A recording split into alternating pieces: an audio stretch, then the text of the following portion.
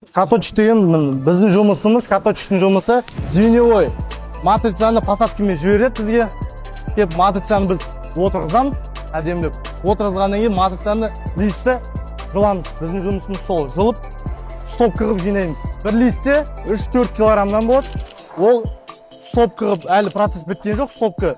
Біткеннен кейін оны өлшейміз. Өлшегенде оның салмағы 2,5 тонна, кейде 2,400 тонна болады. Біз именно жай ғана жумаймыз, матрицаны тазалап, астын стерженьден ұрамыз бізде болып. Чтобы ертеңгі күні астын айналып өсіп кетпес үшін процесстің. Бір сериядан 3 стопка шығады. 3 стопкың, каждый стопка 2,5-нан. Біз күніне 4-6 серия істейміз күніне. Сонда әр сериядан 3 стопкадан шығады. Жұмыстың ең қызығы именно бізден обрезный стопкаға барады, стопка. Именно главный бізден барады. Обрезкаға. Обрезканы кеседі, кескеннен кейін уже клепкаға жібереді. Ол что электролизтерге дайындап беруге. Ең таза мысты көретін каточектер біз көреміз. Мен Саркенов Азат Азаматович, осы заводқа тұрған 6 жыл болды. 2018 жылы ноябрьде тұрдым. Уже істеп жатқан стажым 6 жыл.